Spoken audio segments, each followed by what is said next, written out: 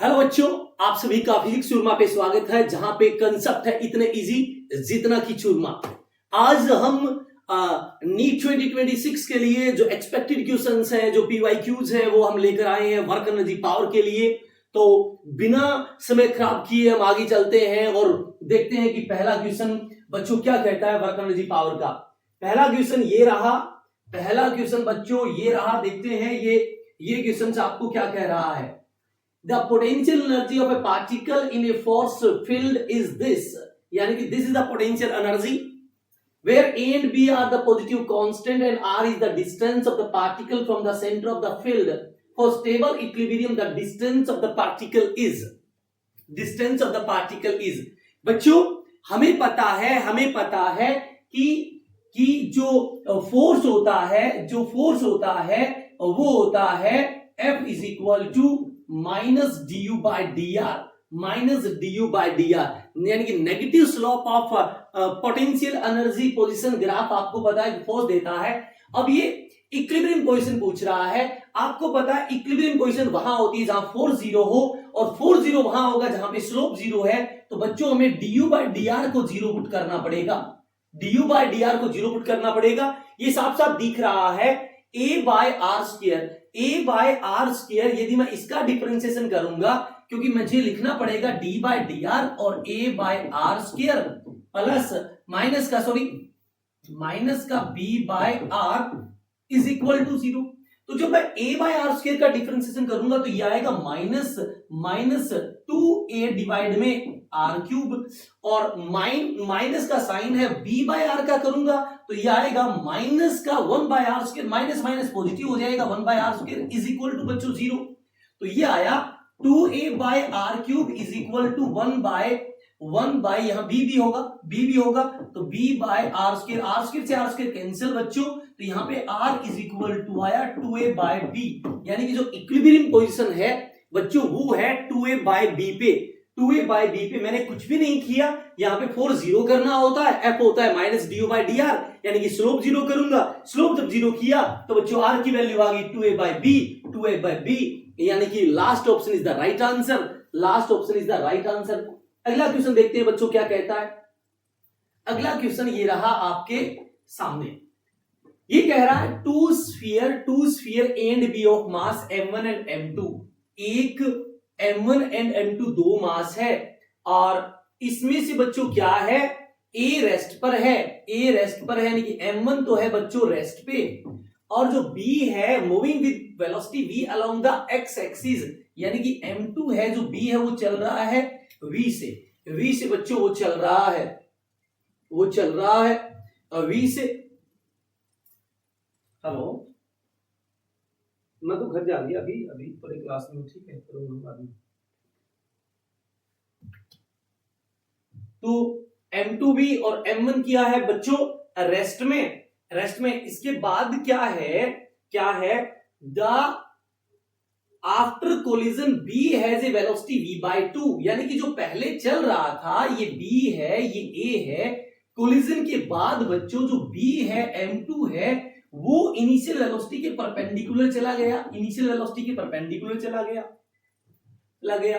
The mass A move after collision in the direction, बताइए मास A का क्या होगा, बताइए कोलिजन के बाद क्या होगा। बच्चों एक बात सुनो ध्यान से, आपको पता है कोलिजन कैसा भी हो मोमेंटम कंजर्व रहेगा। पहले x एक्सिस में मोमेंटम, पहले x एक्सिस के अंदर बच्चों मोमेंटम कितना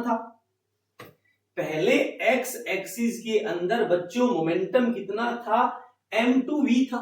m2v कहां किस दिशा में था, x एक्सिस में। अब पक्की बात है आफ्टर कोलिजन m2v तो आएगा, इतना मोमेंटम तो आएगा आफ्टर कोलिजन उस डायरेक्शन में तो मोमेंटम होगा ही होगा। इसका मतलब है और अब एक और चीज सुनिए, और चलो मोमेंटम कंजर्वेशन यहां लगा भी देता हूं। तो क्या कहता है देखिए, x एक्सिस में मोमेंटम, x एक्सिस में बच्चों मोमेंटम, x एक्सिस में पहले m2v था, पहले बच्चों m2v मोमेंटम था x एक्सिस में, और बाद में कोलिजन के बाद इसकी x एक्सिस में वेलोसिटी मुझे नहीं पता, ये तो दे रहा है कि इस डायरेक्शन में जा रहा है, तो यानी कि x में तो जाए जाएगा, x में ये तो जाए जाएगा, तो x में मैंने इसकी वेलोसिटी मैंने मान ली v डैश। तो ये क्या आया, ये तो y में जा रहा है, ये तो आपका y में जा रहा है, तो यहां क्या आया m1v डैश। अब y एक्सिस के अंदर बच्चों, y एक्सिस में इनिशियल मोमेंटम जीरो था, y एक्सिस में इनिशियल बच्चों मोमेंटम जीरो था, इसका मतलब क्या है, आफ्टर कोलिजन वो कितना m2v/2, और इसका मैंने मान लिया v डबल डैश, ये वेलोसिटी आ गई। अब मुझे समझ में आ गया कि जो v डैश है ना, जो v डैश है वो आया m2/m1v, यानी कि जो m1 है वो x में चलेगा, क्योंकि यहां से कंपेयर करूंगा तो m1 x में चलेगा, कितना m1 x में चलेगा बच्चों m2/m1v, और ये इस साइड आएगा तो y में जाएगा नीचे, यानी कि ये y में जाएगा नीचे, किससे बच्चों m2/m1v/2, यानी कि अब मुझे यहां से वेलोसिटी मिल गई कि जो आपका m1 है वो x में जाएगा v से, और वो नीचे जाएगा बच्चों v/2। मैंने m2/m1 को इग्नोर कर दिया। अब नेट वेलोसिटी तो बच्चों बीच में जाएगी, तो ये एंगल कितना मान लिया मैंने, थीटा, तो ये v/2 है तो ये भी v/2 होगा, तो यहां से बच्चों tan थीटा आया v/2 डिवाइड में v perpendicular by base, v से v कैंसिल, तो थीटा आया tan inverse 1/2 with x axis, तो tan inverse 1/2 with x axis, ये आपका आंसर है। आई होप आप इसको समझ पाए होंगे। मैंने कुछ भी नहीं किया, कंजर्वेशन ऑफ मोमेंटम लगाया और इसको सोल्व कर दिया। अगला क्वेश्चन देखते हैं बच्चों क्या कहता है। अगला क्वेश्चन क्या कहता है, देखिए, ए यूनिफॉर्म फोर्स है दिस आर, मास इतना है, स्टार्टिंग पोजीशन इतनी है, और ये चला गया इतने पे, और वर्क डन बाय फोर्स बताइए बच्चों। हमें पता है बच्चों, जब भी फोर्स और डिस्प्लेसमेंट वेक्टर फॉर्म में दे रखा हो, जब भी फोर्स और डिस्प्लेसमेंट वेक्टर फॉर्म में दे रखा हो, तो वर्क निकालने का फॉर्मूला होता है F.S। फोर्स आपका है बच्चों 3I + J, और डॉट डिस्प्लेसमेंट होता है final position minus initial position. ये फाइनल पोजीशन ये है, इनिशियल ये है, तो फाइनल में इनिशियल घटाऊंगा तो 4I में से 2I जाएगा, तो बच्चों 2I आएगा, और k घटाऊंगा तो ये हो जाएगा माइनस का 2k, और 3j का एज इट इज रहेगा 3j। अब इसका डॉट प्रोडक्ट कर देते हैं, डॉट प्रोडक्ट में 3 गुणा 2 6, और 3 गुणा 1 आपका हो जाएगा 3, और k यहां पर 0 है तो ये 0, 6 और 3 9, यानी कि आपका आंसर आ गया 9 जूल, यानी कि आपका आंसर आ गया बच्चों 9 जूल। आई होप आपको ये चीज समझ आ गई होगी कि जब भी फोर्स और डिस्प्लेसमेंट वेक्टर फॉर्म में हो और आपसे वर्क पूछे बच्चों, तो वर्क निकालने के लिए आपको क्या करना पड़ेगा, फोर्स और डिस्प्लेसमेंट का बच्चों डॉट प्रोडक्ट करना पड़ेगा, और ये आपका आंसर आ जाएगा, आपका आंसर आ जाएगा। अगला सवाल देखिए बच्चों क्या कहता है, body of mass 4 metre, a body of mass 4 meter is lying in xy plane at rest, it suddenly explode into 3 pieces, यानी कि स्टार्टिंग में मास 4m है और बच्चों ये रेस्ट में है, इसका मतलब इनिशियल मोमेंटम तो हो गया 0, इनिशियल मोमेंटम तो हो गया बच्चों 0। 3 pieces, 2 piece of each of mass m move perpendicular to each other, ये कहता है पहले रेस्ट में था और बाद में दो जिनका मास सेम है, वो एक दूसरे के परपेंडिकुलर चले v स्पीड से, तो इसका मोमेंटम भी mv, इसका भी, तो इसका नेट आएगा √2mv। आपको पता है स्टार्टिंग में मोमेंटम 0 था तो अब भी 0 रहेगा, इसका मतलब जो थर्ड पोर्शन है वो इसके अपोजिट चलना चाहिए। मास 4m था, m और m 2m हो गया, तो बचे हुए का मास 2m, और इसकी वेलोसिटी मैंने मान ली v डैश। अब ये मोमेंटम और ये मोमेंटम बराबर हो जाए तभी तो नेट 0 आएगा, क्योंकि पहले 0 है, तो बच्चों 2mv dash is equal to √2mv मैंने कर दिया, m से m, v डैश बराबर आया बच्चों v/√2, तो वेलोसिटी v/2 होगी। इसने पूछा total kinetic energy generated due to explosion, total kinetic energy बताओ, तो इन दोनों की काइनेटिक एनर्जी कितनी, हाफ mv स्क्वायर, तीसरे का मास 2m है और इसकी वेलोसिटी v/√2 है, तो स्क्वायर करूंगा तो v²/2, 2 से 2 कट गया, तो ये आया half M V square, half M V square तो बच्चों एम वी स्क्वायर, और ये एम वी स्क्वायर बाय 2, तो 3/2 एम वी स्क्वायर आपका आंसर है। Second is the right answer, second is the right answer. I hope आपको बच्चों ये क्लियर हो गया होगा। अगला सवाल देखते हैं क्या कहता है। अगला सवाल आपके सामने ये रहा, अगला सवाल बच्चों आपके सामने ये रहा। Two particle of mass m1 m2 with initial velocity u1 u2 on collision, one of the particle get excited to higher energy level after absorbing energy E. If final velocity of particle be v1 and v2, then we must have। तो भाई पहले energy थी half m1 u1 square और half m2 u2 square, और बाद में इन्होंने energy E ले ली, बाद में एनर्जी E ले ली, और इनकी energy half v1 square kinetic energy होगी और एनर्जी ये होगी। Energy neither be created nor be destroyed, दोनों को मैंने बराबर कर दिया बच्चों, बराबर कर दिया तो ये E इस साइड आकर घटेगी, तो यानी कि half m1 u1 square plus half m2 u2 square, ये इस साइड आकर माइनस का होगा। तो ऐसा ऑप्शन देखिए, ये तो प्लस है, गलत, इसमें हाफ नहीं है, इसमें हाफ नहीं है, इसमें प्लस, इसमें है minus. This is the right answer, यानी कि fourth is the right answer. बच्चों ये आपका पॉइंट क्लियर हो गया होगा। अगला सवाल देखते हैं क्या कहता है, अगला सवाल देखते हैं क्या कहता है। Two similar spring P and Q have the spring constant Kp Kq such that Kp is greater than Kq. They stressed first by the same amount case A and then by the same force case B। पहले में same amount है, तो बच्चों हमें पता है work यानी कि एनर्जी होता है हाफ के एक्स स्क्वायर।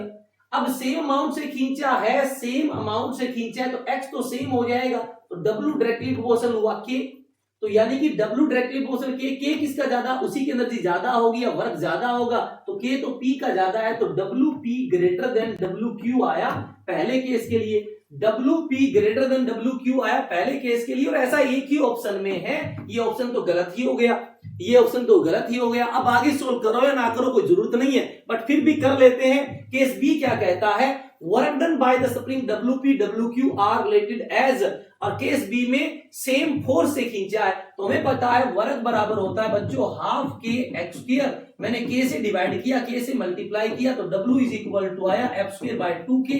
2 कांस्टेंट है, एफ भी कांस्टेंट है, तो W इनवर्सली प्रोपोर्शनल k हुआ। इसका मतलब जिसका k ज्यादा है उसका वर्क कम होगा, के P का ज्यादा है तो P का कम होना चाहिए, देखो P का कम है, Q का ज्यादा है, इसलिए fourth is the right answer. I hope आपको ये चीज समझ आ गई होगी। अगला सवाल देखते हैं क्या कहता है, अगला सवाल देखते हैं बच्चों क्या कहता है।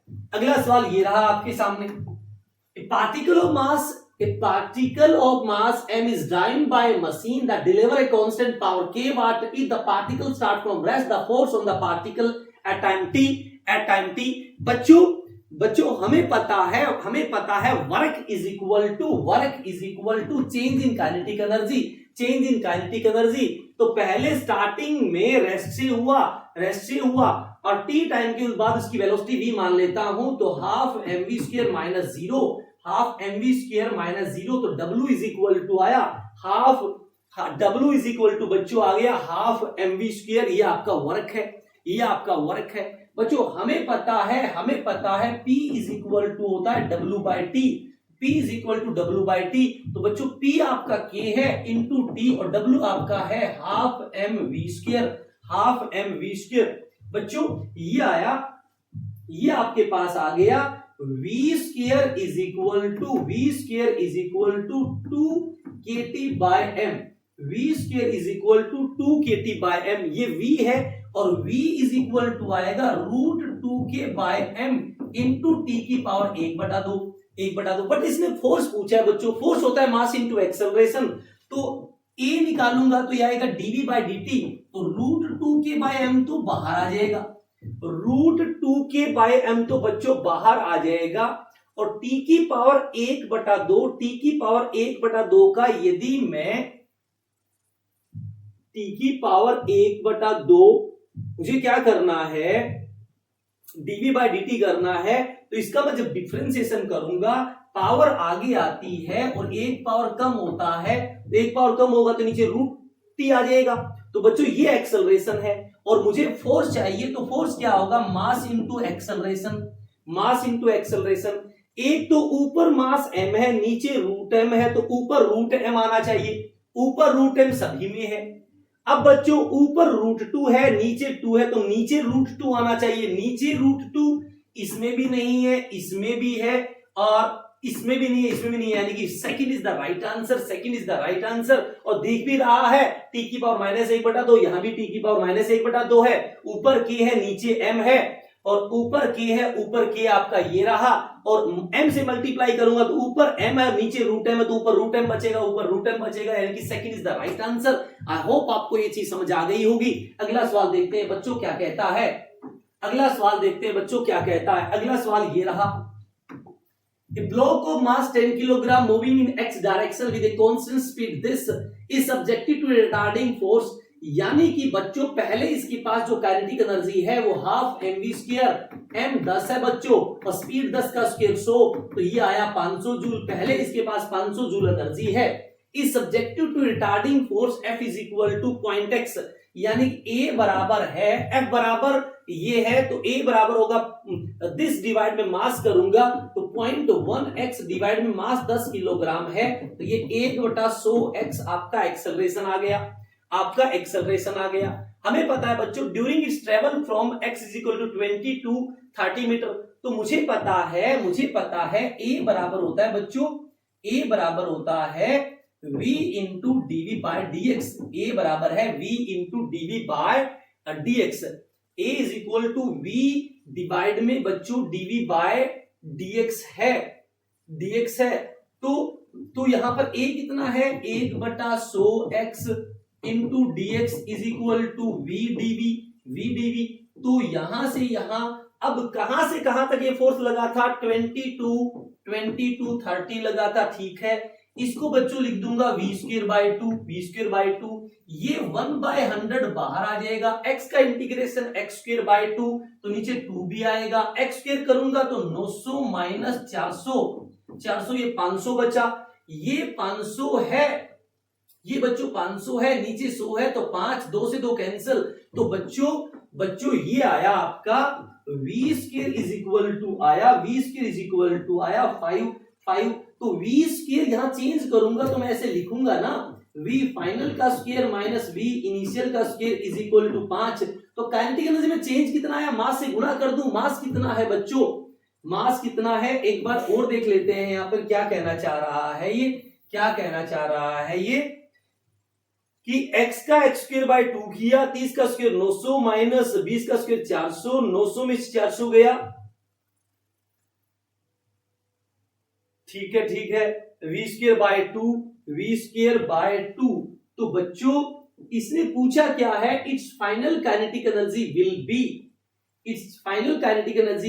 बी, तो यहां वेलोसिटी थी 10, 20 के ऊपर तो 10 थी, 20 के ऊपर 10 थी, और बाद में वेलोसिटी निकालनी है v, तो मैं क्या लिखूं, 2 0 से 2 0 कैंसिल, तो बच्चों 5/2, इस साइड तो आया 5/2, इस साइड आएगा v²/2 माइनस 10 का स्क्वायर 100/2, 2 से 2 100/2 बच्चों।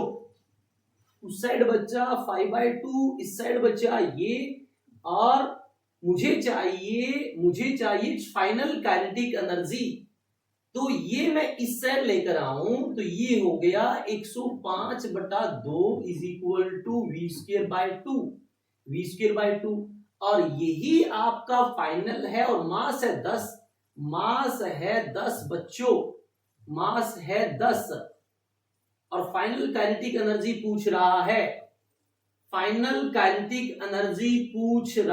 है, तो बच्चों मास से मैं गुणा कर भी दूं तो मास है 10, तो ये आएगा 5 से, ये आया 525, ये हो गया 525। तो भैया 525 घटनी चाहिए ना, एनर्जी तो घटनी चाहिए, एनर्जी बच्चों क्या होनी चाहिए, घटनी चाहिए। एक बार और देखते हैं क्या कह रहा है ये। स्टार्टिंग में अपने पास एनर्जी 500 जूल है, ये कह रहा है during its travel from 20 to 30 metre its final kinetic energy will be, इतने से इतने तक ये इतना फोर्स लगा रहा है, यानी कि 20 से 30 के बीच में ये काइनेटिक एनर्जी को लॉस करेगा। वो लॉस निकाल लेते हैं। तो F बराबर 0.1x है, तो A बराबर 0.1 डिवाइड में मास 10, ये आएगा A is equal to 1/100x, ये एक्सेलरेशन है। A होता है v dv बाय dx, तो v dv is equal to x/100 into dx। यदि मैं दोनों तरफ इंटीग्रेट करूं तो बच्चों ये हो गया v स्क्वायर बाय 2 फाइनल का स्क्वायर माइनस इनिशियल का स्क्वायर इज इक्वल टू 1/100 और x का हो गया x स्क्वायर बाय 2। लिमिट करूंगा मैं 20 से 30, 2 से 2 कैंसिल हुआ, v फाइनल का स्क्वायर v इनिशियल का स्क्वायर, v फाइनल का स्क्वायर v इनिशियल का स्क्वायर, v फाइनल का स्क्वायर v इनिशियल का स्क्वायर इज इक्वल टू आया, ये 30 का स्क्वायर 900, ये 400, 900 में से 400 गया 500, ये आया 5, ये आया 5। अब मुझे चेंज कितना हुआ काइनेटिक एनर्जी में, लॉस कितना हुआ वो निकाल लेता हूं। तो यहां भी 2 लगा दूं, यहां भी 2 लगा दूं और गुणा में मास कर दूं। मास कितना है बच्चों 10, तो यहां भी मास कर दूं। ये हो गया loss in kinetic energy, loss in kinetic energy 2 से 5, ये हो गया बच्चों 25 लॉस होगी काइनेटिक एनर्जी। थी कितनी 500 जूल, तो हो गया कितना 475 जूल। 500 थी और इस रिटार्डिंग फोर्स के कारण 25 जूल का लॉस हो गया, तो बची कितनी 475 जूल। आई होप आपको ये चीज समझ आ गई होगी। अगला सवाल ये रहा, if vector A is equal to this है, vector A is equal to this है बच्चों, और B इज इक्वल टू ये है, are function of time, they are orthogonal का मतलब है परपेंडिकुलर, और परपेंडिकुलर है तो इसका मतलब इनका डॉट प्रोडक्ट 0 होगा। दो वेक्टर तभी परपेंडिकुलर होते हैं जब डॉट प्रोडक्ट 0 हो। तो कोस ओमेगा टी और इनटू में कोस ओमेगा टी इंटू में कोस ओमेगा टी बाय 2, फिर साइन ओमेगा टी और इनटू में sine omega T by 2, sine omega T by 2 is equal, they are orthogonal, is equal to आ गया 0, इज इक्वल टू आ गया 0। इसका मतलब cos A cos B plus sine A sine B, इसका मतलब cos A minus B is equal to 0, cos A minus B is equal to 0। और कोस 0 होता है, कोस 0 होता है 90 पे, तो omega T by 2 is equal to pi by 2, यानी कि थीटा पाई बाय 2 होगा तभी तो 0 होगा। 2 से 2 कैंसिल हो गया बच्चों। इसने टी पूछा है, टी आया पाई बाय ओमेगा, टी बच्चों आया pi by omega. I hope आपको ये चीज समझ आ गई होगी। दो वेक्टर तभी ऑर्थोगोनल होते हैं जब उनका डॉट प्रोडक्ट 0 हो, तो मैंने उनका डॉट प्रोडक्ट 0 कर दिया। फिर मेरे पास आया cos A cos B plus sine A sine B, इसको लिख दिया मैंने cos A minus B is equal to 0। मुझे पता है कोस 0 होता है 90 पे, तो मैंने यानी कि ये जो थीटा है ये 90 पुट कर दिया पाई बाय 2, इसको सोल्व कर लिया, टी की value I pi by omega. I hope आपको ये चीज समझ आ गई होगी। अगला सवाल देखिए बच्चों क्या कहता है, अगला सवाल क्या कहता है, ball is thrown vertically downward from a height of 20 metre with an initial velocity v naught, मतलब ये 20 मीटर की हाइट है और यहां से आपने इसको नीचे फेंका है v नॉट से। इट कोलाइड, तो इसके पास जो टोटल एनर्जी है वो कितनी हुई, mg गुणा में 20 प्लस में half m v not square, इतनी एनर्जी है। It collide with ground, losses 50% of its energy in collision and rebound to the same height। ये टकराने के बाद सेम हाइट पे जाता है, उसके बाद रेस्ट में आ जाता है। और ये कहता है 50% लॉस हुआ है, तो इसका जो 50% है मतलब 1/2 है। अब यानी कि कोलाइड करने के बाद 50% ही बची है, इसका मतलब जो mg इंटू सेम हाइट पे गया है 20, वो इसका 50% के बराबर है। तो मैंने ये बात कर दी, m से m बच्चों कैंसिल हो गया, ये आ गया 10 गुणा 20 200 गुणा 2 400 बच्चों, ये हो गया 400, ये 2 वहां चला ही गया है। 20 गुणा 10 200, 200 प्लस में वी नोट स्क्वायर बाय 2। बच्चों 200 इस साइड जाएगा तो ये 200 गुणा 2 बराबर वी नोट का स्क्वायर। बच्चों वी नोट बराबर आया 400 का रूट यानी कि 20 मीटर पर सेकंड। 20 मीटर पर सेकंड। आई होप आपको ये चीज समझ आ गई होगी कि आपने इसको वी नोट से फेंका और 20 मीटर की हाइट थी तो उसकी टोटल एनर्जी मैंने निकाल ली mg, तो हाफ mv नोट स्क्वायर। ये कह रहा है 50% लॉस हुआ और फिर भी सेम हाइट पे आ गया, मतलब जो इनिशियल है उसकी आधी जो है वो mg के बराबर है। तो मैंने इसको सोल्व कर लिया है, आपका 20 है, सेम हाइट इसने अटेन की है। अगला सवाल देखते हैं बच्चों क्या कहता है। On A frictionless surface A block of mass m is moving at speed v collide elastically with another block of same mass m which is initially at rest। बच्चों ये m मास है, ये m मास है और ये चल रहा है v से और ये है बच्चों रेस्ट में। which is initial after collision the first block move at angle theta to its initial direction। जो फर्स्ट है ना बच्चों वो पहले ऐसे जा रहा था, ऐसे जाने लगा, थीटा एंगल पे जा रहा है आपका m mass. First block move initial direction and has a velocity हो गई इसकी v/3 से वेलोसिटी से जा रहा है। The second block speed after the collision is second block speed after the collision is. Second block की स्पीड बताइए, सेकंड ब्लॉक की स्पीड बताइए। बच्चों एक बात सुनो, ये v/3 है, ये v/3 है, तो इसके पास किस तरह का हुआ है? इलास्टिकली हुआ है। इलास्टिकली का मतलब है काइनेटिक एनर्जी कंजर्व रहेगी।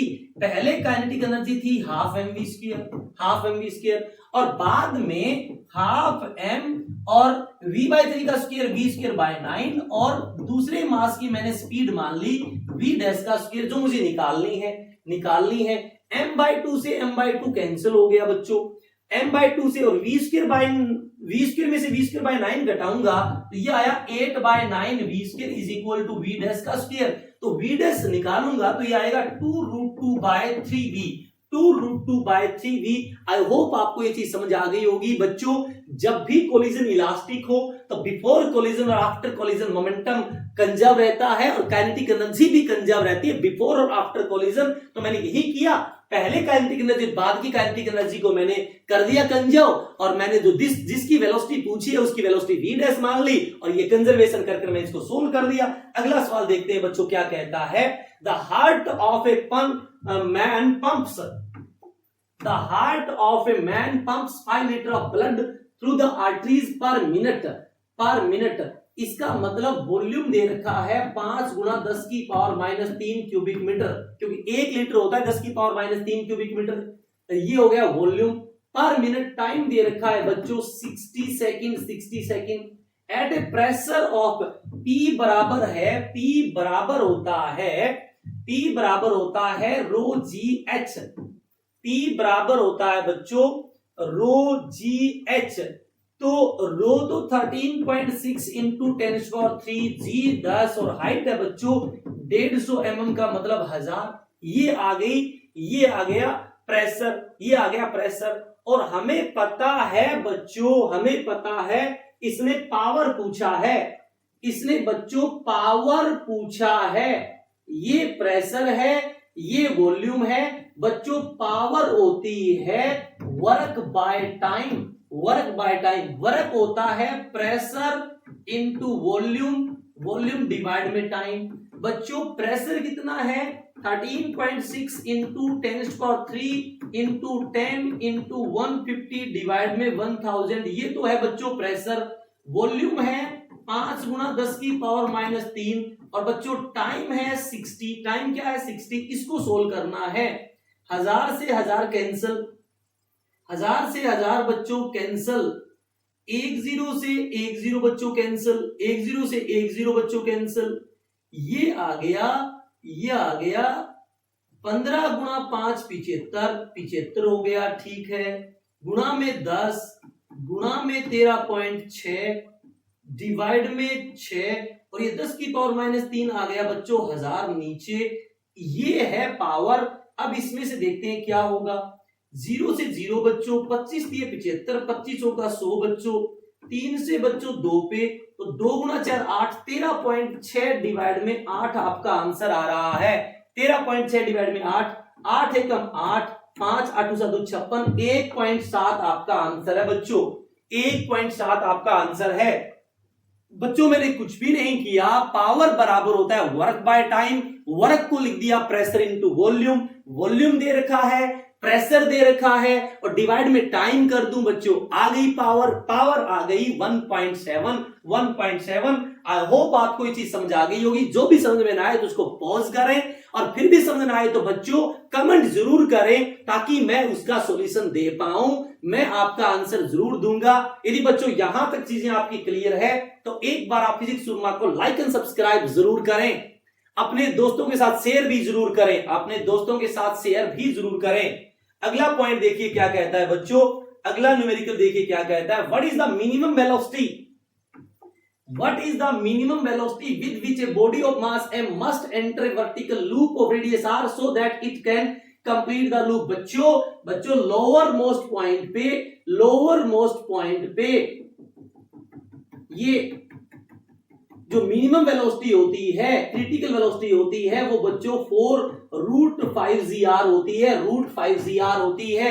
मिडिल पॉइंट पे बच्चों √3gr होती है, टॉप पॉइंट पे बच्चों √gr होती है। तो आपसे लोएस्ट पॉइंट पे पूछा है, enter a vertical loop of radius r so that it can complete the loop, minimum velocity with which a body of mass m must enter a vertical loop of radius r so that it can complete the loop। what is the minimum velocity with which a body of mass m must enter a vertical loop of radius r so that it complete the loop। Loop को complete करने के लिए lowest most point पे कम से कम velocity बच्चों चाहिए √5gr। आई hope आपको ये चीज समझ आ गई होगी। अगला सवाल बच्चों देखिए क्या कहता है। A body of mass 1 kilogram start to move under action of time dependent force ये, where I is your unit vector along xy, what power will be developed by the force at time t। t time पे बच्चों, t time के ऊपर बच्चों power पूछा है। जब भी टाइम के आगे एट आए तो आपको समझ जाना है, इसने पूछा है p is equal to dw by dt। p is equal to बच्चों पूछा है dw by dt, d by dt, और w होता है बच्चों हाफ mv²। w होता है बच्चों हाफ mv²। तो हाफ m मास है 1 किलोग्राम, अंदर बचा बच्चों 20 d by dt of v²। इसका मतलब बच्चों, इसका मतलब 1/2 2v into dv by dt। 2v 2 से 2 कैंसल, इसका मतलब हमें लिखना है v into DV by D T. v into DV by D T. अब ध्यान से देखिए, ये फोर्स है और मास 1 है, तो यही इसका एक्सेलरेशन हुआ। a बराबर हुआ 2ti cap plus 3t² j cap. इसका मतलब ये तो आ गया dv बाई डी टी। वो मुझे v और चाहिए बच्चों, v और चाहिए, तो dv is equal to 2ti plus 3t² j into D T, और v निकालने के लिए इंटीग्रेट करूंगा तो v आया 2t² by 2i cap plus 3t³ by 3j cap, 3 से 3 2 से 2, तो v आ गया t² plus t³ j, t² plus t²j। तो v जो है वो आया t² प्लस t²j, और एट टाइम t के लिए बच्चों p is equal to f dot v भी होता है। f बोरा 2ti प्लस 3t²j, और v ये रही t² प्लस t³ j।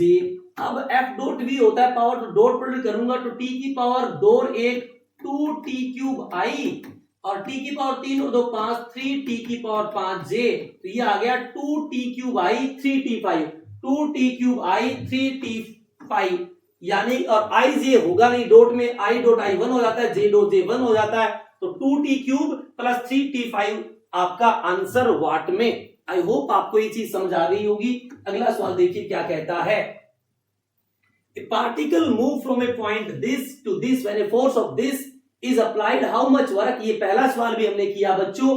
ये बी मिसप्रिंट होगा यहाँ पे बी क्या है समझ नहीं आ रहा। अब देखते हैं यहाँ पे जैसे आपसे वर्क पूछे और ये वेक्टर फॉर्म में हो तो W dot F dot S करना होता है, dot product of force and displacement. Force है आपका बच्चों 4i plus 3j, dot product displacement होता है final minus initial. Final minus initial करूंगा तो 4 में से 5 घटाऊंगा तो माइनस का j, माइनस का 2i as it is, sorry 4j में से 5 घटाऊंगा तो माइनस j, और ये 2i घटाऊंगा तो 2i, वहां 3k है, 3k और यहाँ k है नहीं, यहाँ k है नहीं तो सिर्फ 3k ये बचा। अब आपको पता है डॉट में i और i की गुणा करनी है तो 4 गुणा 2 8 j और j की करनी है तो 3 गुणा माइनस 1 माइनस 3, के यहाँ पर है नहीं तो 5 जूल आपका आया आंसर। वर्क होता है the dot product of force and displacement. Force और डिस्प्लेसमेंट होता है final position minus initial position. अगला सवाल देखिए बच्चों क्या है। अगला सवाल देखिए बच्चों क्या है। A bullet of mass 10 gram moving horizontally with a velocity 400 meter per second strike a wood block बच्चों ये which is suspended by light in extensible string। यहां पर कोई रस्सी बंधी हुई है, ये 2 किलो का है। एक बुलेट आई 10 ग्राम की और 400 मीटर पर सेकंड से आई बच्चों which is suspended by light in extensible length 5 meter। as a result the center of gravity of the block found to rise a vertical distance of 10 centimetre कि ये यहां से 10 सेंटीमीटर ऊपर चला गया ब्लॉक। ये ब्लॉक मान लेते हैं यहां पहुंच गया। The speed of the bullet after it emerges out horizontally from the block will be। ये कहता है कि कितनी हाइट के ऊपर गया है, ये कितनी हाइट के ऊपर गया है। ओके अब बच्चों ध्यान से सुनिए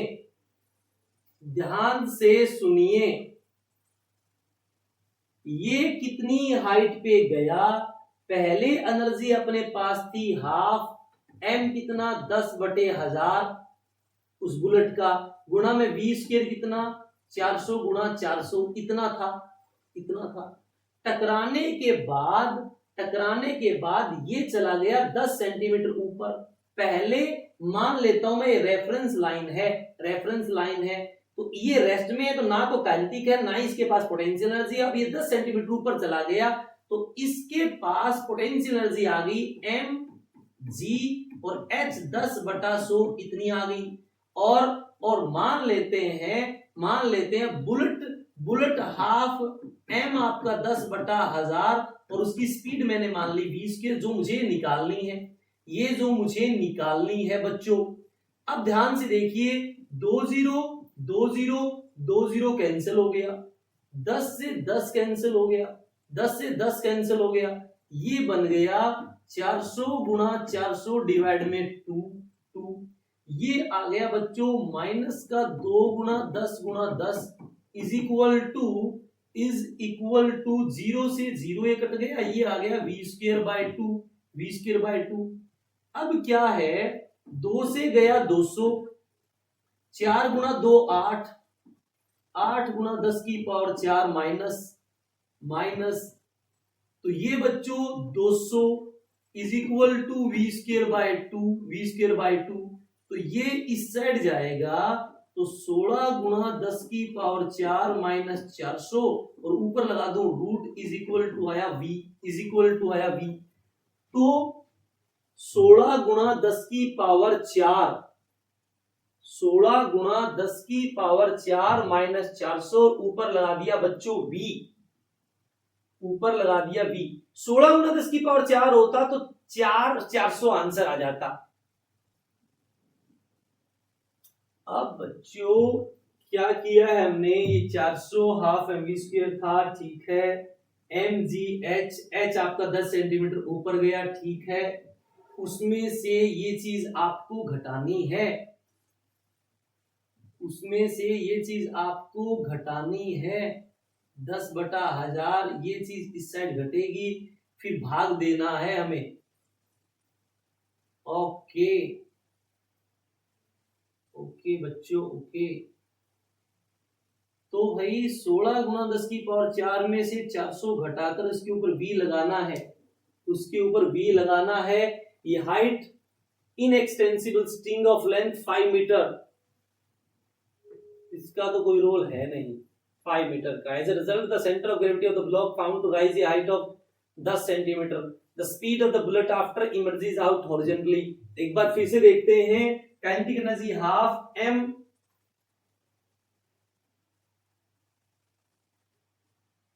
m है बच्चों,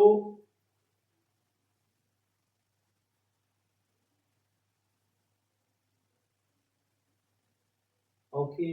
अच्छा एक चीज सुनो, हमें पता है कि मोमेंटम कंजर्व रहता है, ध्यान से सुनना, हमें पता है बच्चों मोमेंटम कंजर्व रहता है, तो पहले मोमेंटम 10/1000 गुना में 400 ये था इज इक्वल टू 10/1000, और मैंने उसकी स्पीड मान ली v बुलेट की।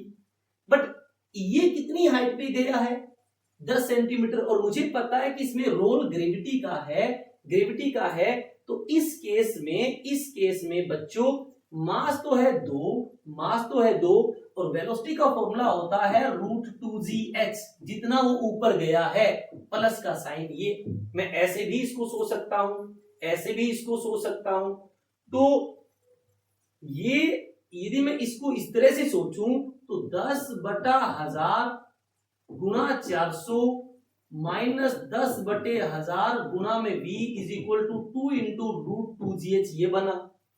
बच्चों 10/1000 तो कॉमन आया, अंदर बचा 400 माइनस v, 2 भी नीचे आया, इज इक्वल टू आया √2gh। 0 से 0 कैंसिल, 0 से बच्चों 0 कैंसिल, इसको मैं लिख सकता हूं 400 माइनस v, और इस साइड आया 200, और √2gh है 10/100, h है 10/100, h है बच्चों 10/100। तो इसको मैं लिखूं तो 400 minus v is equal to 200 गुना में, ये कैंसिल हो गया तो ये √2 बचा, तो यहां से ये आ गया 400 minus 200 √2 is equal to v।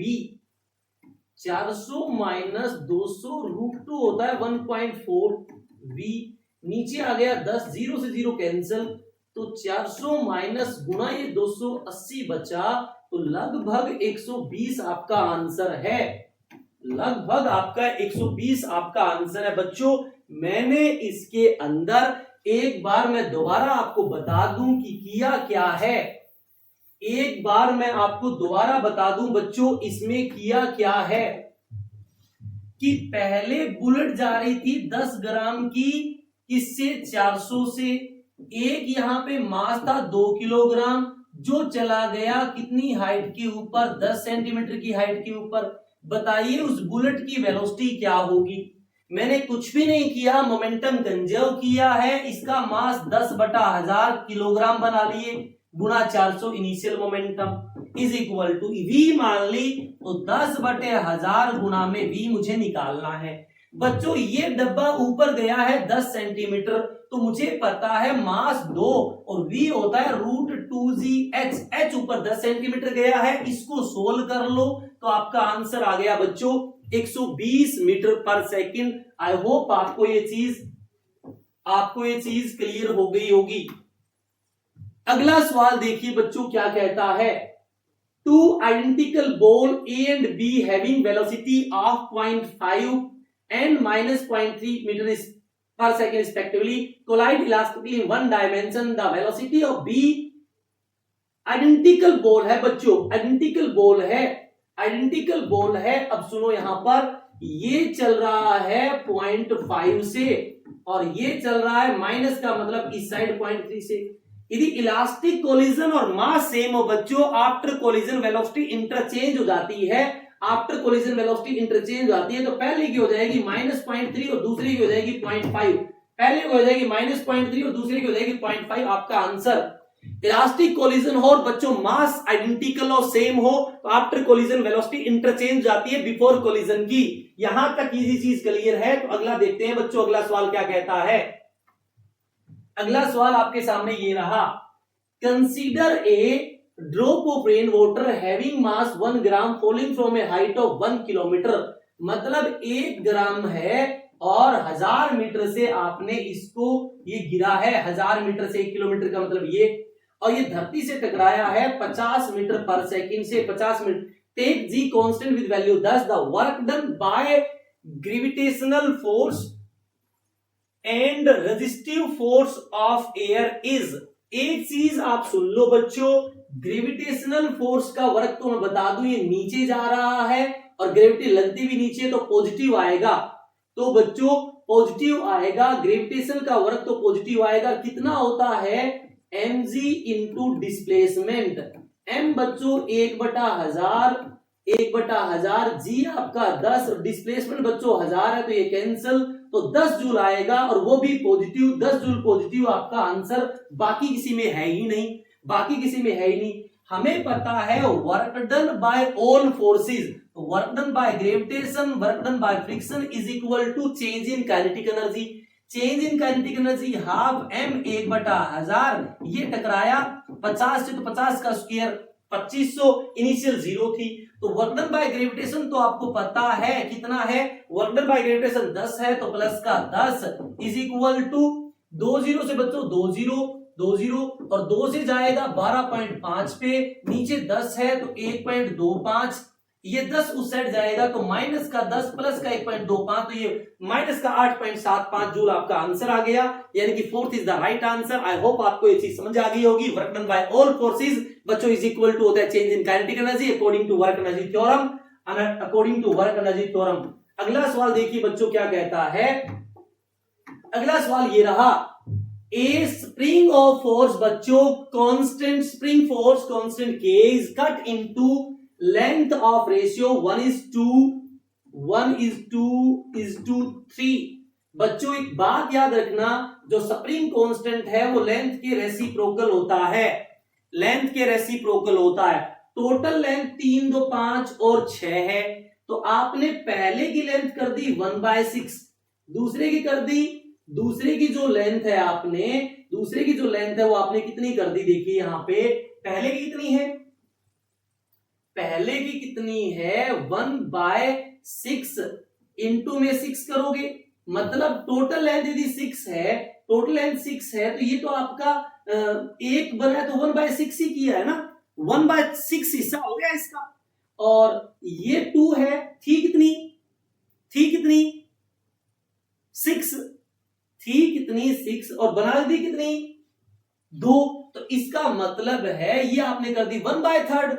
तो इसका स्प्रिंग ये लेंथ तो हो गई आपकी L का चौथाई हिस्सा, ये लेंथ हो गई L का थर्ड हिस्सा, ये लेंथ हो गई L का दूसरा हिस्सा, क्योंकि मैं टोटल 6 मान रहा हूं ना, 3, 2, 5 और 1 6, देखो 6 भाग में 6 1, 6 भाग में 3 2, 6 भाग में 2 3, यही किया। तो लेंथ को 1/6 करूंगा और K लेंथ की रेसिप्रोकल है तो स्प्रिंग कांस्टेंट ये 6 की हो जाएगा, ये 3 की हो जाएगा, ये बच्चों 2 की हो जाएगा। अब ये क्या कह रहा है, then they are connected in parallel and force constant is, they are connected in series and the new force constant is k dash। तो k dash तो बच्चों k dash तो k ही होगा यदि वापिस उसी को आपने सीरीज में जोड़ दिया और इनको पैरेलल में जोड़ दे। तो बच्चों पैरेलल में k पैरेलल में निकालने का फॉर्मूला होता है k1 plus k2 plus k3। तो 6 3 9 2 11 k, ये हो गया 11 k और k डैश आपका k है और k डबल डैश आपका 11 k है, तो रेशियो आ गया 1:11, 1:11, 1:11। बच्चों यहां देखिए मैं क्या बताना चाह रहा हूं इस सवाल में, बच्चों के लेंथ की होता है रेसिप्रोकल, के लेंथ की होता है रेसिप्रोकल। आपने एक स्प्रिंग को काट दिया 1:2:3 में, 1:2:3 में। मैंने मान ली टोटल लेंथ L है, टोटल लेंथ L है, तो पहले की लेंथ कितनी होगी 1 डिवाइड में 3 2 5 और 1 6 गुणा में L, यानी कि L/6 लेंथ कर दिया आपने 1/6, तो स्प्रिंग कांस्टेंट हो गया 6 के। फिर ये आएगा आपका, फिर ये आएगा 2/6 इंटू में L, तो L/3 यानी लेंथ L/3 की, तो ये 3 की। फिर आएगा 3 डिवाइड में 6 गुणा में L, तो ये आपका L/2 का, तो स्प्रिंग कांस्टेंट डबल हो जाएगा 2 के।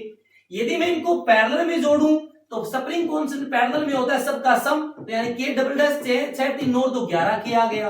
और यदि सीरीज में मैं जोड़ दूं इनको तो वापस वही स्प्रिंग बन जाएगा, तो सीरीज के अंदर स्प्रिंग कांस्टेंट तो वही सेम रहेगा K, तो K और 11 K का रेशियो आ गया दोस्तों 1:11। आई होप आपको ये चीज समझ आ गई होगी।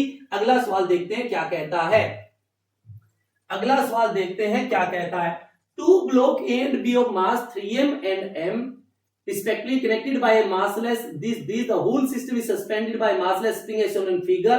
तो बच्चों यदि मैं इसको थोड़ी देर तक लटकने देंगे तो अर्थ इसको खींचेगा नीचे mg से और ऊपर टेंशन जाएगा T, तो बच्चों T बराबर आ गया mg यदि ये इक्विलिब्रियम में है, यदि इक्विलिब्रियम में है तो यहां भी टेंशन T नीचे जाएगा mg क्योंकि सेम रस्सी में टेंशन सेम होता है, और इसको ग्राउंड खींचेगा 3mg से और एक रस्सी का mg है, तो mg और 3mg 4mg, तो ऊपर भी कितना जाएगा 4mg, ऊपर भी बच्चों कितना जाएगा 4mg, तो यानी कि रस्सी में टेंशन आ गया mg और स्प्रिंग फोर्स कितना हो गया 4mg, स्प्रिंग फोर्स कितना हो गया 4mg। अब हम इसको बना लेते हैं। कहानी ये है, ये A है और ये बच्चों है B। तो अब ये कह रहा है कि यदि स्प्रिंग को कट कर दिया जाए तो सबका एक्सेलरेशन बताइए। बच्चों रस्सी को कट करने का मतलब है रस्सी का टेंशन इमीडिएटली जीरो करना, रस्सी को कट करने का मतलब है रस्सी का टेंशन इमीडिएटली जीरो करना। तो इसको ग्राउंड खींच रहा था mg से और ऊपर टेंशन एकदम से जीरो हो गया, तो इसके ऊपर से नेट फोर्स कितना बचा mg, और फोर्स बराबर क्या होता है मास इंटू एक्सेलरेशन, मास से मास कैंसिल, a बराबर आ गया g, यानी कि b का एक्सेलरेशन g है, b का एक्सेलरेशन g है, तो b का g/3 गलत, ये भी हो सकता है, ये भी हो सकता है, तो गलत, इन दोनों में से कोई एक सही है। अब आगे देखते हैं a की कहानी, देखते हैं a की कहानी। अब नीचे लग रहा था 3mg और नीचे टेंशन लग रहा था mg, वो तो जीरो ही हो गया रस्सी को काटते ही, और ऊपर स्प्रिंग फोर्स कितना है बच्चों 4mg, ऊपर 4mg नीचे 3mg, तो ऊपर बचा mg, और फोर्स बराबर होता है mass into acceleration, a m से m कैंसिल, बच्चों a आ गया g/3, यानी ऊपर वाले का एक्सेलरेशन ऊपर की तरफ g/3, यानी कि second is the right answer, second is the right answer. This is the cutting problem, this is the cutting problem. बच्चों रस्सी का टेंशन इमीडिएटली जीरो हो जाता है जैसे रस्सी को आप कट करते हो। तो ऐसे सवालों के अंदर सबसे पहले आप बैलेंस कंडीशन पे सभी अननोन फोर्सेस निकालिए और फिर जिस रस्सी को काटा है जहां जहां रस्सी कनेक्टेड थी वो टेंशन जीरो कर दीजिए, फोर्स को बैलेंस करिए और नेट फोर्स को मास इंटू एक्सेलरेशन के बराबर पुट करिए, आपके पास आपके आंसर्स होंगे। आई होप आपको ये चीज समझ आ गई होगी। अगला सवाल देखिए बच्चों क्या कहता है, अगला सवाल देखिए बच्चों क्या कहता है। A body initially at rest and sliding along A frictionless track, तो ये एच साइड से फ्रिक्शनलेस है, तो यहाँ पे work done bye non conservative zero है, यहां work done bye non conservative बच्चों जीरो है, यहां वर्क सिर्फ कौन कर रहा है ग्रेविटेशन, यहां सिर्फ वर्क कौन कर रहा है ग्रेविटेशन, ग्रेविटेशन नीचे लग रहा है, तो ग्रेविटेशन का वर्क हुआ mgh इज इक्वल टू होता है चेंज इन काइनेटिक एनर्जी, तो क्या आया हाफ mv², m से m कैंसिल हो गया बच्चों, v आ गया √2gh, यानी कि यहां पहुंचने के बाद इसकी वेलोसिटी है √2gh, और ये कह रहा है just complete A vertical circle of diameter d, और आपको पता है इसको कंप्लीट करने के लिए लोअर पॉइंट की वेलोसिटी होनी चाहिए √5gr, r रेडियस का मतलब d/2, यानी कि ये चीज इसके बराबर होनी चाहिए, बराबर रूट से रूट कैंसिल, g से बच्चों g कैंसिल, तो मुझे चाहिए हाइट, तो हाइट आ गया बच्चों, हाइट आ गया 5d/4, 5d/4। आई होप आपको ये चीज समझ आ गई होगी, आई होप ये चीज आपको समझ आ गई होगी। पहले मैंने यहां से जब यहां गई तो बाय वर्क एनर्जी थ्योरम मैंने यहां की वेलोसिटी निकाल ली √2gh, और फिर मुझे पता है कि यहां की वेलोसिटी होनी चाहिए √5gr, r होता है d/2, दोनों को इक्वेट किया और सोल्व कर लिया। अगला सवाल देखते हैं बच्चों क्या कहता है। अगला सवाल देखते हैं बच्चों क्या कहता है। A moving block having mass m collide with another stationary block having mass 4m. The lighter block come to rest after collision. When the initial velocity of the lighter block is v, then the value of coefficient of restitution will be. The value of coefficient of restitution will be. A moving block mass है बच्चों m, ठीक है, with another block having mass बच्चों 4m, ये चल रहा था, lighter block come to rest, ठीक है, इनिशियल वेलोसिटी v थी, ये दे रखी, और after collision the lighter block come to rest after collision, collision के बाद ये आ गया बच्चों रेस्ट में, ये आ गया रेस्ट में। तो ई बताइए बच्चों, हमें पता है आफ्टर कोलिजन वेलोसिटी निकालने का फॉर्मूला m1 माइनस ई m2 डिवाइड में m1 plus m2 into u1 plus 1 plus E m2 u2 divide में m1 प्लस m2, ये है कहानी। अब आपको पता है स्टार्टिंग में सेकंड ब्लॉक तो रेस्ट में था, तो u2 तो जीरो। अब v1 जीरो हो गई क्योंकि पहला जो ब्लॉक है वो रेस्ट में आ गया, जीरो। m1 m है माइनस e 4m, ये बच्चों u है, डिवाइड में m1 प्लस m1 करूंगा तो ये आएगा 5m। m से m बच्चों कैंसिल हो गया, m से m कैंसिल हो गया, और ये u सेट जाकर जीरो हो जाएगा और 5 भी जीरो हो जाएगा। तो बच्चों ये बच्चा 1 minus 4e is equal to 0, 1 minus 4e is equal to 0। तो e आया बच्चों 1/4, 1/4 का मतलब 0.25। आई होप आपको ये चीज क्लियर हो गई होगी। यानी कि आफ्टर कोलिजन आपको वेलोसिटी के फॉर्मूले आने चाहिए फॉर इन इलास्टिक कोलिजन, क्योंकि इन इलास्टिक कोलिजन में जो ई होता है वो 0 और 1 के बीच में होता है, 0 और 1 के बीच में होता है। बच्चों यदि यहां तक चीजें क्लियर है तो एक बार आप लाइक जरूर करें और अपने दोस्तों के साथ ये वीडियो शेयर जरूर करें। बच्चों यदि आप चाहते हैं कि आप भी डॉक्टर बने तो मेरा हर जो एक्सपेक्टेड क्वेश्चन की सीरीज है उसको पूरा देखें और अपने हाथ से सोल्व करने की कोशिश करें, बीच में वीडियो को स्किप ना करें। यदि आप सच में चाहते हैं कि नीट आप अच्छी तरह से क्वालिफाई करें, अच्छे मार्क्स आए, आपके गवर्नमेंट कॉलेज मेडिकल कॉलेज आपको मिले, तो बच्चों एक एक क्वेश्चन आप बड़ी ईमानदारी से सोल्व करें। अगला क्वेश्चन बच्चों ये रहा।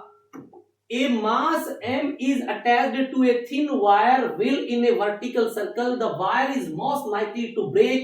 बच्चों जब वर्टिकल सर्कुलर मोशन होता है तो यहां टेंशन होता है 6 mg, यहां टेंशन होता है 3 mg और यहां टेंशन होता है 0। तो सबसे ज्यादा टेंशन होता है 6 mg पे, तो चांस होता है ब्रेक होने का eight lowest point. The mass is eight lowest point. I hope आपको ये चीज समझ आ गई होगी कि जहां टेंशन सबसे ज्यादा वहां पॉसिबिलिटी ब्रेक होने की सबसे ज्यादा होगी। अगला क्वेश्चन देखिए क्या कहता है। A body A of mass 4m moving with speed u collide with another body B of mass 2m at rest। मतलब ये 4m है और स्पीड u है, ये 2m है और ये किसमें है, रेस्ट में है। The collision is head on head, elastic in nature. After the collision, the fraction of energy lost by the colliding body A is बच्चों ये कह रहा है कि आफ्टर कोलिजन की फ्रैक्शन ऑफ लॉस्ट बताइए। फ्रैक्शन ऑफ लॉस्ट होता है बच्चों फर्स्ट बॉडी का 4n डिवाइड में 1 प्लस n का होल स्क्वायर, 4n डिवाइड में 1 प्लस n का होल स्क्वायर। n होता है बच्चों बड़ा मास डिवाइड में छोटा मास, बड़ा मास 4m है डिवाइड में छोटा मास 2m है, तो 2 से 2 यानी n की वैल्यू आई 2, तो 4 गुना 2 8 डिवाइड में 2 और 3 का स्क्वायर 9, आंसर आ गया 8/9। बच्चों फ्रैक्शन इन लॉस बराबर होता है 4n डिवाइड में 1 प्लस एन का होल स्क्वायर, और फ्रैक्शन ऑफ रिटेन ये होता है n माइनस 1 डिवाइड में n प्लस 1 का whole square, n minus 1 divide में n प्लस 1 का होल स्क्वायर। n होता है बड़ा मास डिवाइड में छोटा मास, तो इसने फ्रैक्शन ऑफ लॉस पूछा है, तो 4n डिवाइड में 1 प्लस n का whole square, n is the बड़ा मास डिवाइड में छोटा मास, बड़ा 4 है छोटा 2 है, तो n 2 आया, तो 4 गुना 2 8 डिवाइड में 1 प्लस 2 का स्क्वायर 9 आपका आंसर है। अगला सवाल देखते हैं क्या कहता है बच्चों। A force F is this act on a particle in y direction where F is in Newton and y in meter. Work done by this force to move 0 to 1। बच्चों जब भी फोर्स वेरिएबल हो तो work निकालने का formula होता है F D Y integration के मेथड से। तो वर्क बराबर आया एफ है बच्चों 20 plus 10 Y into D Y, और y चेंज हो रहा है 0 से 1, तो बच्चों 20 का इंटीग्रेशन 20y और 10y का integration y square by 2, limit put करनी है 0 से 1। तो बच्चों जब 1 पुट करूंगा तो ये आया 20 प्लस में 1 पुट करूंगा तो 2 से गया 5 पे 5, 0 पुट करूंगा 0, आंसर आ गया 25 जूल। आंसर आ गया बच्चों 25 जूल। आई होप आपको ये चीज समझ आ गई होगी कि जब भी फोर्स वेरिएबल हो तो वर्क निकालने का फॉर्मूला होता है dw is equal to F dot dx plus fx dx f by dy plus fz dot dz, और सबका अलग अलग इंटीग्रेशन। बट ये बॉडी तो सिर्फ y में ही चल रही थी, तो सिर्फ लगा दिया f डॉट dy और y चेंज हो रहा है 0 से 1। अगला सवाल देखिए क्या है बच्चों। ए particle of mass 5m at rest break into 2 on 3 fragment, 2 fragment of mass m each of move along mutually perpendicular direction with speed v, the energy released during the process। ये हम पहले भी कर चुके हैं, सेम सवाल बच्चों, same सवाल ये कर चुके हैं, आप ट्राई करें। अगला सवाल देखिए क्या कहता है। अगला सवाल बच्चों क्या कहता है देखिए। An object of mass this initially at rest is acted upon by a variable force whose x component vary with x in the manner as shown। Velocity of the object at x is equal to 8। बच्चों हमें पता है F x होता है work होता है change in kinetic energy. देखो ये एफ है ये एक्स है, तो एफ एक्स तो वर्क हुआ change in kinetic energy. Starting में रेस्ट में है, ऊपर वाला एरिया पॉजिटिव होता है, तो यानी कि ऊपर काइनेटिक एनर्जी बढ़ी होगी। तो बच्चों ये एरिया 20 गुना 500, ये एरिया 5, ये 10 है, और 5 से 8 ये 3 है, 10 और 3 गुना 30, तो 130 बराबर आया हाफ m है आपको 500 बटे 1000 इंटू वी स्क्वायर, ये 2 गुना 2 4, तो 552 is equal to V square, तो v इज इक्वल टू आया रूट 520 का मतलब है 25 गुना 25 625, 20 गुना 20 400, तो 20 से बड़ा 23 मीटर पर सेकंड। तो ये गलत, ये इनमें से कोई एक सही है, इनमें से बच्चों कोई एक सही है, यानी कि 8 मीटर पे तो स्पीड आ गई 23, 8 मीटर पे स्पीड आ गई 23। अब 12 पे देखनी है बच्चों, 12 पे। अच्छा एक चीज सुनो, 8 से 12 के बीच में 10 से 12 तक तो एरिया पॉजिटिव है, ये हाइट 10 है और ये चौड़ाई 2 है, तो 20 बढ़ा, और यहां से 8 से 2 के बीच में ये 2 है, और ये लगभग 25 गुना 2 50 घटा है, 20 बढ़ा है, तो ओवरऑल 30 घटा, तो 520 में ओवरऑल में 30 घटा दूं, 50 घटा है, 20 बढ़ा है, 30 घटा दूं, तो ये बचा 490 का रूट, यानी कि v आएगा 490 का रूट। तो 20 तो 400 होता है, तो 490 तो लगभग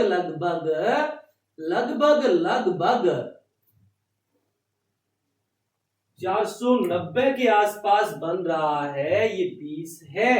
ये देखिए यहां तक अपने पास क्या आया था, 2 गुना 2 520, ठीक है 520, ये तो आपका हो गया 10 और गुना 2 20, और 8 से 12 के बीच में ये हो गया आपका 25, 25 गुना 2 50 घटा 20 30।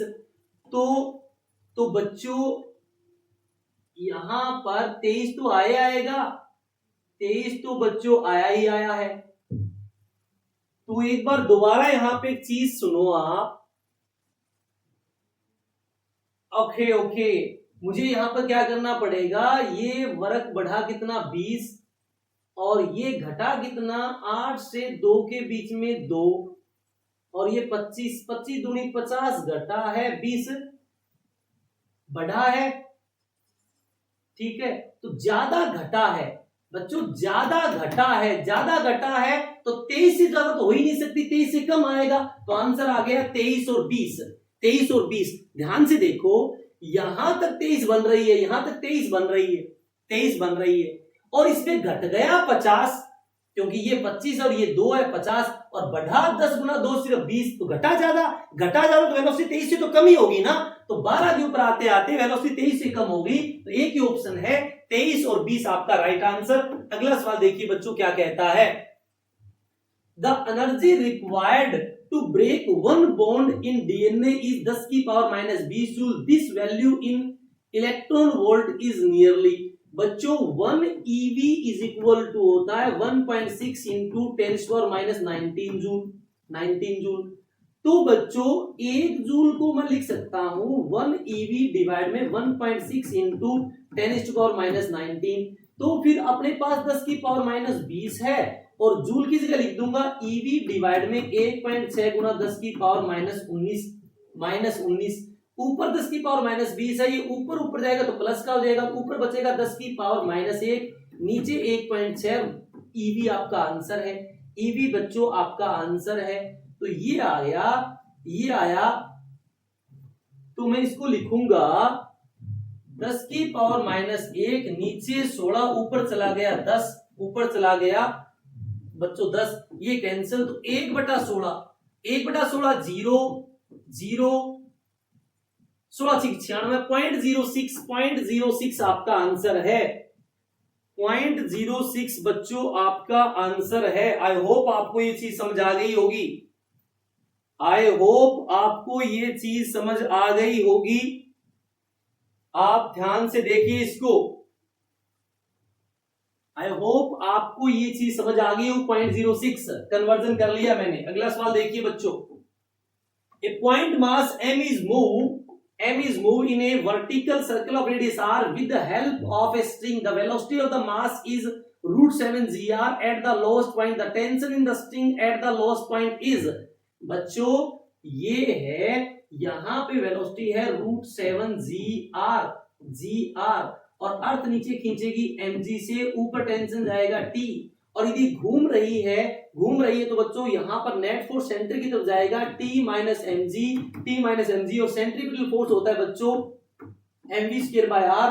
तो T is equal to mg plus m/r और v का स्क्वायर करूंगा तो 7gr, r से r कैंसिल, 7mg और mg कितना बच्चों 8mg आपका आंसर। 8mg बच्चों आपका आंसर। आई होप आपको समझ आ गया होगा कि लोएस्ट पॉइंट पे ऊपर टेंशन नीचे mg और यदि घूम रहा है तो सेंटर की तरफ होगा नेट फोर्स तो T माइनस mg और सेंटर की तरफ लगने वाला सेंट्रीपिटल होता है तो बराबर mv²r कर दिया। आई होप आपको ये चीज समझ आ गई होगी। अब बच्चों ये रहा आपके सामने आज का लास्ट सवाल, वर्क एनर्जी पावर का लास्ट सवाल। देखिए क्या कहता है।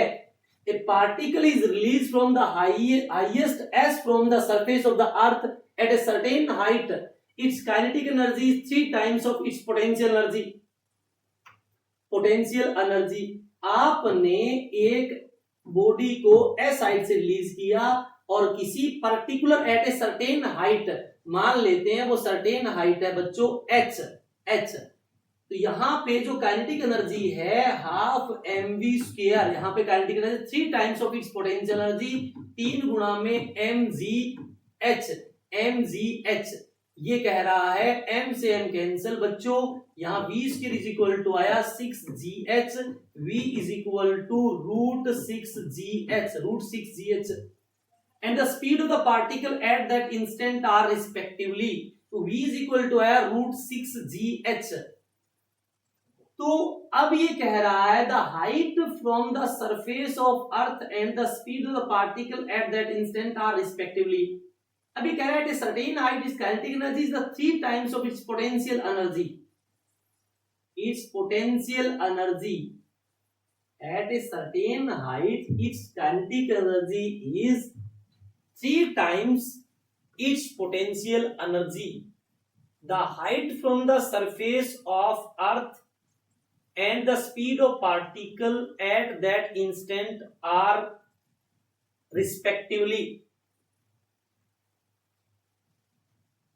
3 times of this सही है, तो v is equal to आ गया √6gh।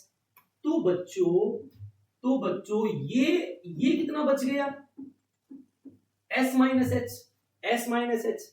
तो final velocity v square minus u square is equal to 2a। Displacement कितना हुआ s माइनस h। एक्सेलरेशन आपका g है। एक्सेलरेशन सारी चीजें नीचे जा रही है तो सबको मैंने पॉजिटिव ले लिया। इनिशियल वेलोसिटी 0 है, यहां पर v square is equal to कितना आया 6gh is equal to 2g into s minus h। g से g कैंसिल, 2 से 3, तो 3h इज इक्वल टू आया s माइनस h। तो बच्चों 4h is equal to s, h आया s बाय 4, यानी कि हाइट आई s बाय 4। तो ये तो गलत हो गया, इनमें से कोई एक सही है। हाइट आ गई s बाय 4, तो ये रहा formula v is equal to √6g, h की जगह s बाय 4 पुट करूंगा, 2 से 2, 2 से 3, 3gs बाय 2, ये रहा आपका answer s by 4, 3gs bye 2। दो ऑप्शन कॉमन दे रखे हैं, हो सकता है मिसप्रिंट हो, तो इनमें से कोई एक सही है बच्चों, इनमें से कोई एक सही है। आई होप आपको ये चीज समझ आ गई होगी। तो ये था वर्क एनर्जी पावर का मोस्ट एक्सपेक्टेड क्वेश्चन और पीवाईक्यूज फॉर नीट 2026। बच्चों यदि आप भी चाहते हैं कि रिजिड बॉडी यानी कि रोटेशन के मैं पीवाईक्यूज और मोस्ट एक्सपेक्टेड क्वेश्चन लेकर आऊं, तो एक बार आप फिजिक्स चूरमा को लाइक एंड सब्सक्राइब जरूर करें, क्योंकि हम यहां पर नीट 2026 के लिए कंप्लीट 11th और कंप्लीट 12th के मोस्ट एक्सपेक्टेड क्वेश्चन और पीवाईक्यूज क्वेश्चंस यहां पे सोल्व करने वाले हैं। तो बच्चों यदि आप लगातार इसी तरह से मेहनत करते गए तो वो दिन दूर नहीं जिस दिन आप नीट को फोड़ोगे और आप मेडिकल कॉलेज में पहुंचोगे। तब तक के लिए बच्चों पढ़ते रहिए, और कोई भी प्रॉब्लम है, कोई भी किसी भी चैप्टर के आपको न्यूमेरिकल सीखने हो, किसी भी चैप्टर की आपको थ्योरी जाननी हो, तो एक बार आप कमेंट जरूर करें। तब तक आप पढ़ते रहिए। Tata bye bye.